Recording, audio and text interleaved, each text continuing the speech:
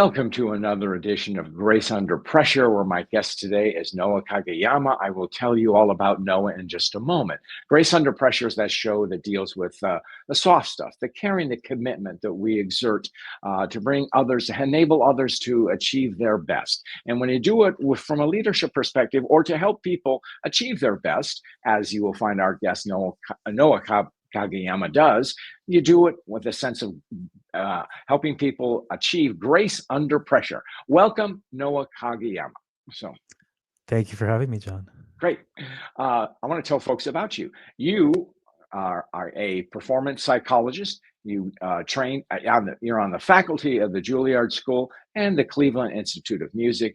You are a conservatory trained violinist with degrees from Oberlin and Juilliard before completing your PhD in counseling at Indiana University.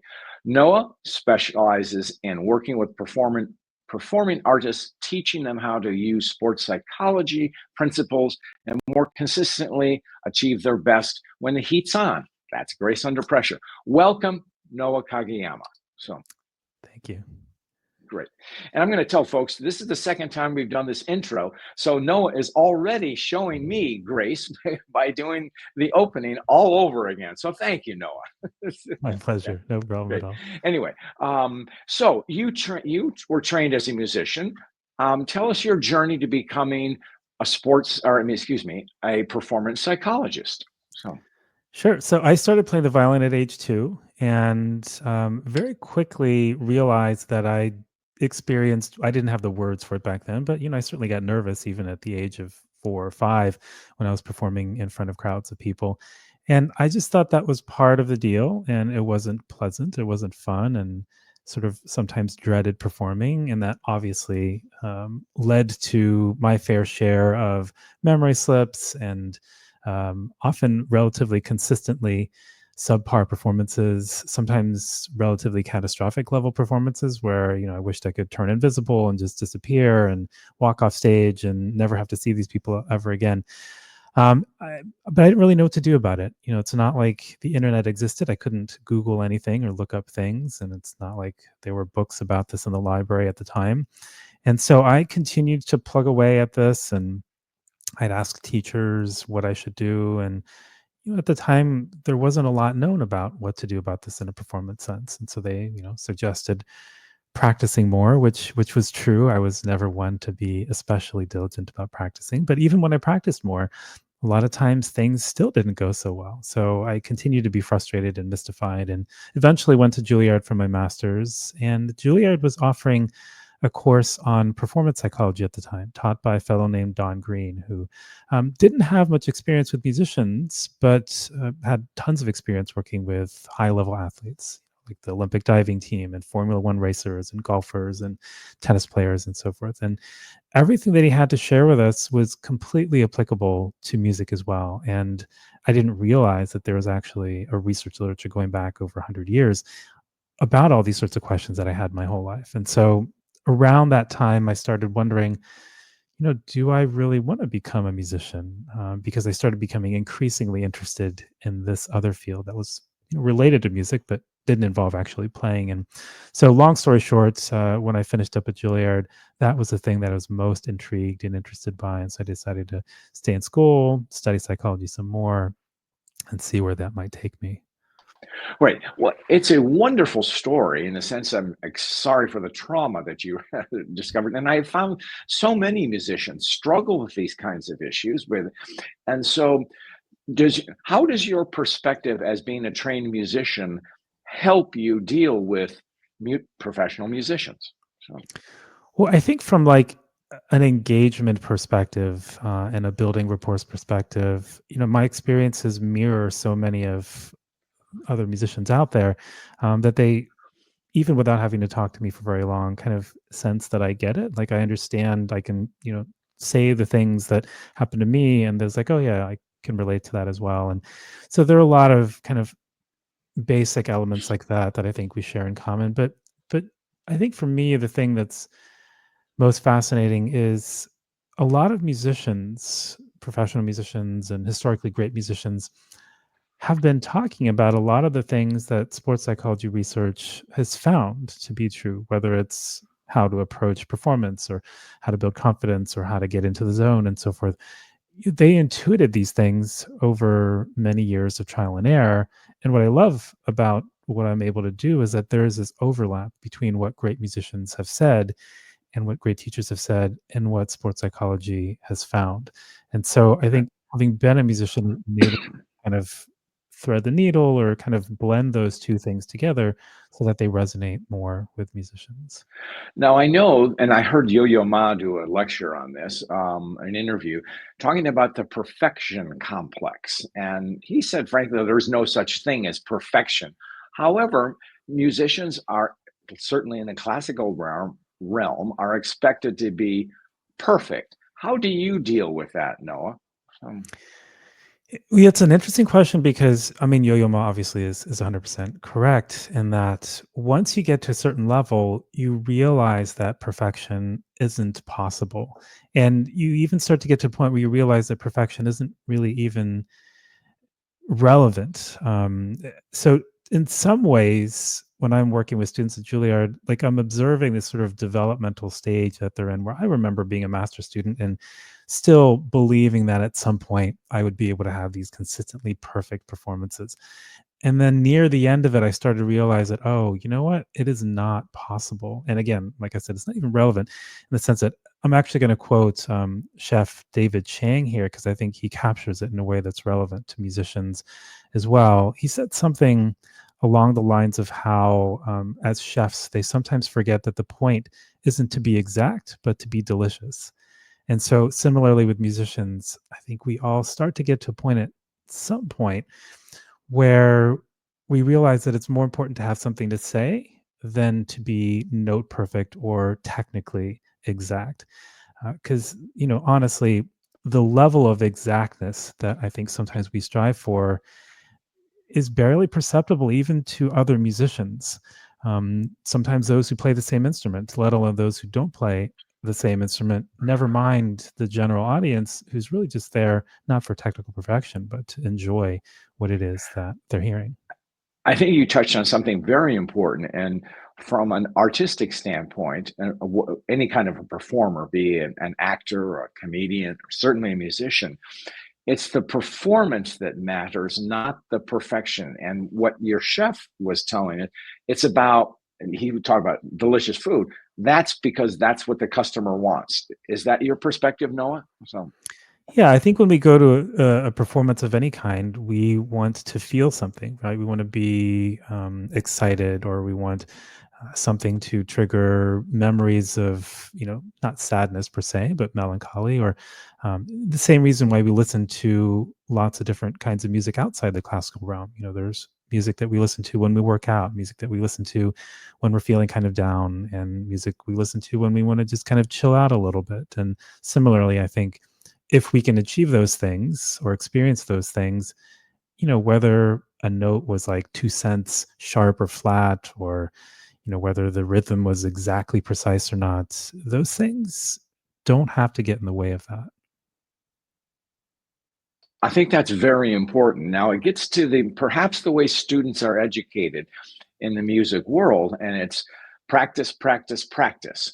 What, but there can be a danger to over practicing. Tell us about that, Noah. So Well, by over practicing, if we're talking about kind of stress practicing, which is sometimes how I think of it, thinking that if we just put in more repetitions or more hours or more minutes, that's going to help us build confidence, and that's going to lead to more successful performances or more consistent performances.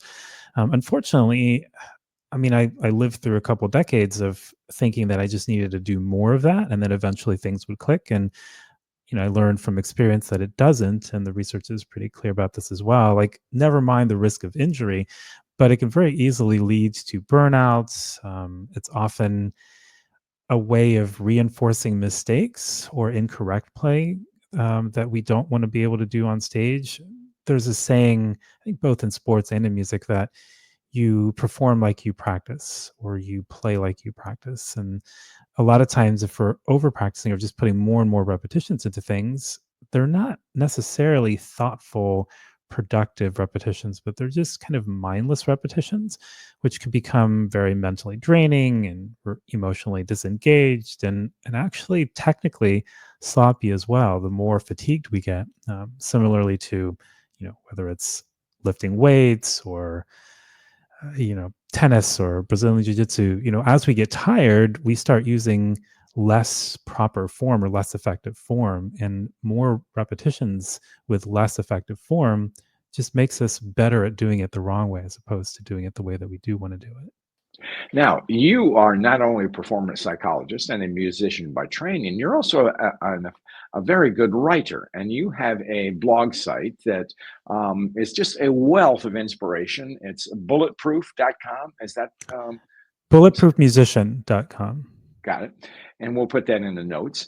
And you have some, I love the titles of so many of your essays, and one of them is uh, making pessimism work for you. Now, that's a concept that I have not heard. So explain that, Noah. So, Well, I should probably start by saying that I don't think pessimism is what we should aspire to, but I think naturally we have different tendencies, and I may might consider myself to be on the pessimism scale. I maybe sometimes call it realism, but so for those folks who are pessimisms, it doesn't mean that we are somehow less capable of performing optimally. Um, there's an interesting track and field study of Division 1 athletes where they found out, first of all, are you an optimist? Are you a pessimist? And they found out, you know, they're relatively evenly distributed between optimism and pessimism. But there were two different kinds of pessimisms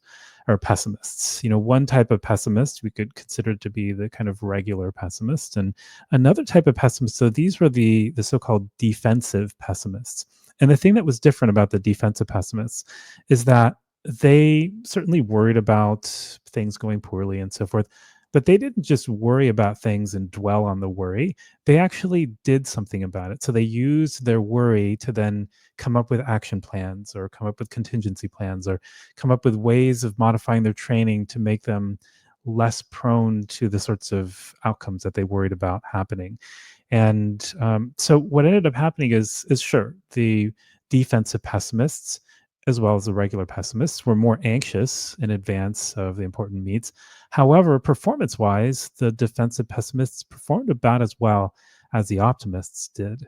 So again, it's not ideal, probably, but if you happen to be more of a pessimist, it doesn't mean that there aren't things that can be done. I like that.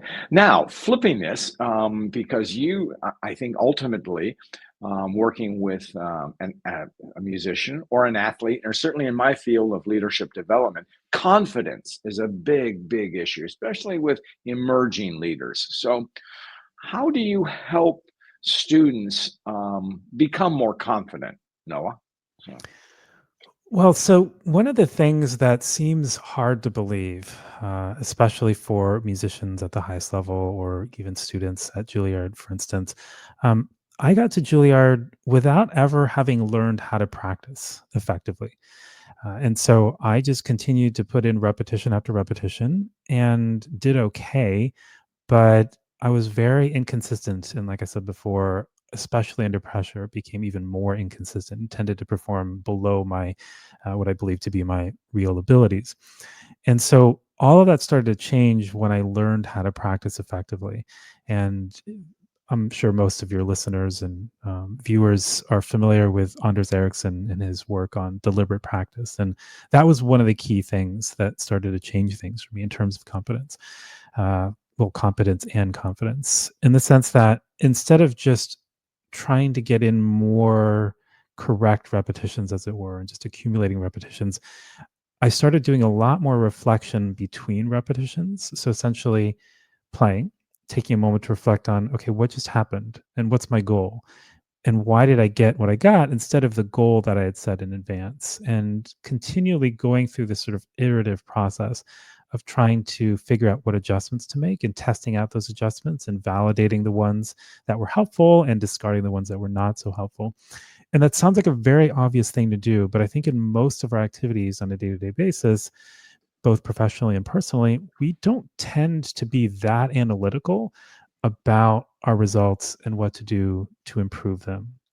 I mean, as an example, I was talking to a sales executive at a organization that um, household name, and what I was sort of surprised to find out is even in terms of doing sales, these people are very skilled at their jobs and they're successful, they're making lots of money, but there's also a lot of discomfort in certain aspects of sales, certain kinds of clients, certain types of engagements. And I asked if they are recording themselves and evaluating the recordings on certain metrics or certain, like a rubric almost, and doing specific exercises or drills or work to improve in those areas. And they weren't, of course, because who does that? But that's the sort of thing that athletes take that for granted. They do that all the time. Like, that is Right. how they train. That's how they improve. And musicians increasingly are doing that. And there's no reason why the rest of us can't either, whether it's, doing push-ups in the living room or jump rope or anything like that. You make a very powerful point here. I know that you may know that I'm a wannabe pianist. I want to be my whole life. Uh, Still working on it. And when my piano teacher tells me to work on just a bar at a time or a phrase at a time, that kind of thing, which is very specific, just working. So getting to the non-musical world, interesting, you mentioned the salesperson. What kind of uh, exercise might someone do on their own? I mean, a specific thing to coaching themselves per se. Do you have any insight into that, Noah? So, Sure. I mean, this is not the most pleasant or fun way to engage in this, but again, whether it's your tennis serve or your golf putts or jumping rope or sales calls or leaving messages on the answering machine for people, or any kind of skill that can be evaluated and recorded. Doing the skill while recording yourself and then reviewing it afterwards based on your expectations of how that should be done and some of the key elements that are involved in it. So, just as a music example, for instance, if we just watch a video of ourselves, the tendency is to just cringe and be like, oh, that's terrible. It all sounds bad. I don't want to hear it again. But instead of having this sort of blanket negative statement around it, to instead, like I said before, have a rubric of sorts. So for a violinist, it might be intonation. Was it in tune or not? Rhythm, was the rhythm correct? Did I phrase things correctly? Another element might be just expressiveness, inflection, and quality of sound, for instance. And so going through the recording, listening each time just for one of those things to make sure that we don't focus too much on just the one thing that we're obsessed with and leave our blind spots unexamined. It can be painful at first to go through those things, but if we look at what we see, not so much as, oh, this is terrible or this is good, but more as, okay, here's a problem that I'd love to find a solution to, it can make it a lot more motivating to then have this like shopping list of things that we'd love to work on and improve on. And then as we continue to record, it actually becomes increasingly less painful because we start seeing the improvements. And then that becomes motivating to do more of those kinds of performances and to record ourselves more and to look back at it more and to do more work that continues to help us improve in those directions. great insight. Now, as a confidence builder, what role does praise play into it? Because you talked about praise, underpraise, and overpraise. Would you explain that to us, Noah? So, Yeah, so praise can actually be quite tricky. There's lots of different areas in which praise could go, and I'm tempted to kind of take a tangent here in a second. But the main thing that can be problematic with praise is it can depend on how it's received by the person, right? So if somebody is higher in self-esteem or lower in self-esteem, the same kind of praise can actually affect them very differently. So we have to be careful of those sorts of things. But in general, praise can leave us a little bit perhaps too dependent on external validation, and in some ways can even increase pressure that we might feel to continue to perform in such a way that we can get that praise, which can lead to fear of negative evaluation or fear of failure and so forth. And I'm sure many of your listeners are also familiar with Carol Dweck's work on the so-called fixed versus growth mindset. And if we're praising people for like how naturally gifted they are or how naturally adept they are, whether it's at playing pickleball or um, math or sales ability, that can lead to encouraging more of a fixed mindset, which can again lead to fear of failure and fear of taking risks even.